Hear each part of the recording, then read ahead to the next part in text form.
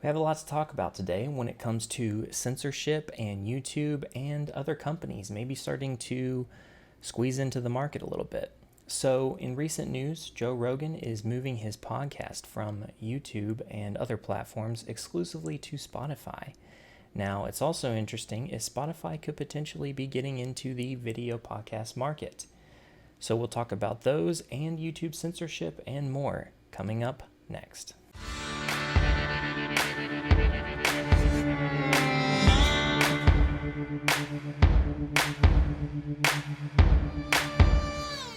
YouTube censorship. It's becoming a hot topic nowadays. And with the whole coronavirus pandemic and outbreak, it's only gotten worse. So recently, in the past few years, we've seen large amounts of censorship on different YouTube content creators because they expressed an opinion or a view that countered those who work for YouTube, work for Google.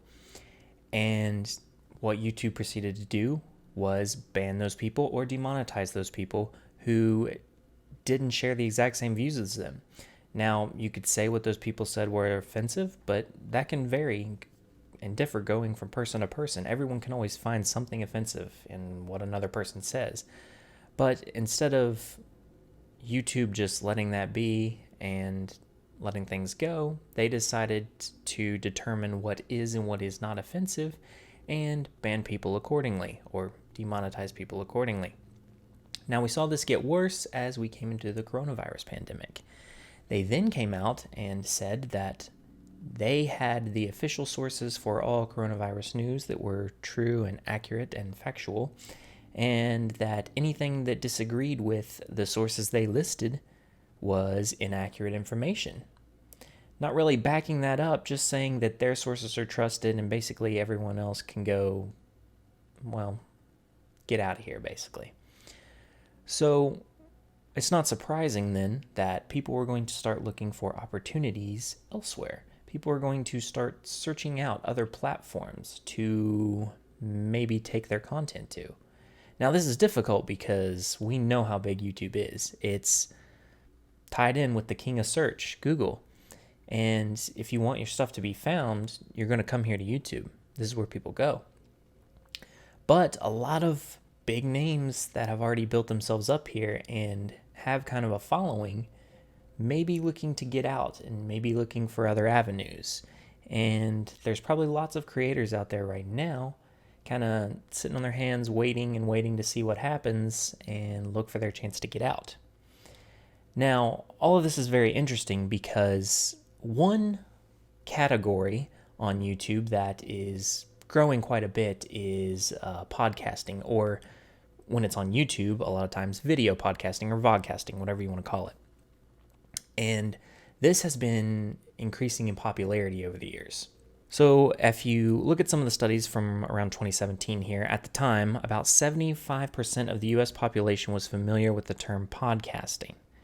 About 50% of all U.S. homes are podcast fans. 55% of the U.S. population has listened to a podcast.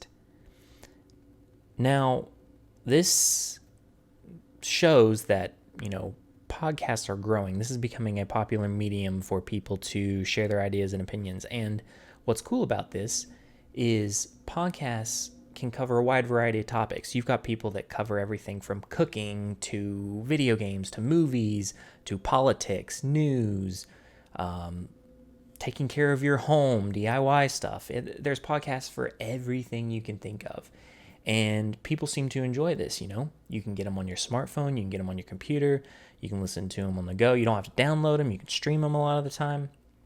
And it's just easily accessible, and it's on a lot of the platforms we already use. So, like I said, they're on YouTube, but they're also on Spotify and Apple Podcasts or Apple Music.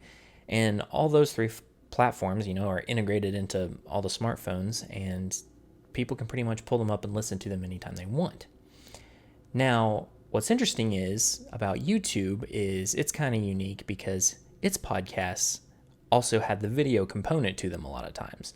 So while you can also listen to the same podcast on Spotify or Apple, if you go to YouTube, one, it's easier to find content you're looking for because of the search, but two, you get to actually see the person doing the podcast or the people, and you get that extra feeling of, interactiveness with them. You feel like they're talking to you more maybe than just listening to them. And a lot of people like that. A lot of times that helps. We know that, for instance, on Twitter, things get more clicks when there's videos attached to them and images. People like that visual component. So it makes sense for maybe some of these other podcasting places to look into incorporating video. But we'll get to that in a second.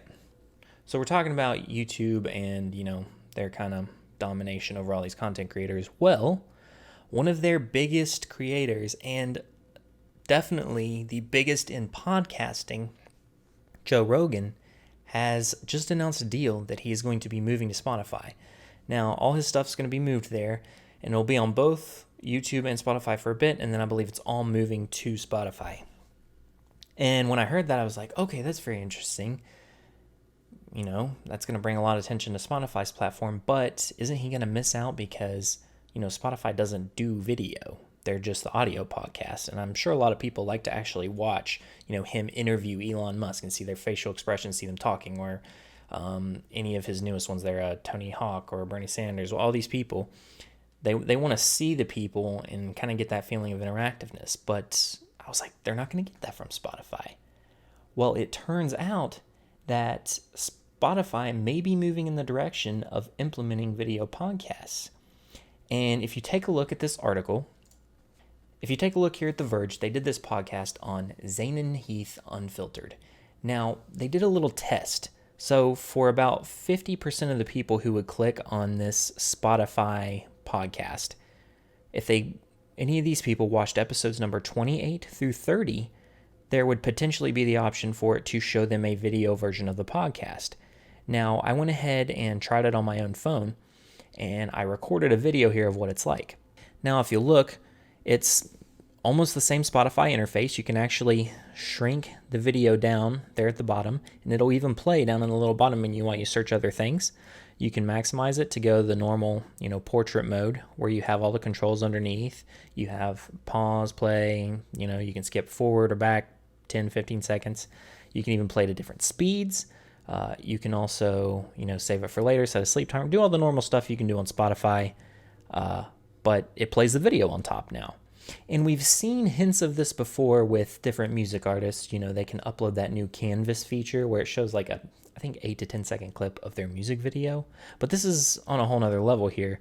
This is the entire hour, half hour podcast in video format on your phone through Spotify. And you know what? If you don't want a portrait mode, I even tried it's in the video here, but you can turn it landscape and you can actually watch your podcast full screen just like you would on YouTube. Now, the only thing they don't really have in this little demo that they previewed is, you don't have the comments or the chat feature or anything like that. And of course, it's not going to have recommended videos to tune into next. It doesn't have all that extra stuff YouTube has, but it does have the podcast itself and that feature. Now, they did mention that when Joe Rogan moves his podcast, it will be coming in audio and video format.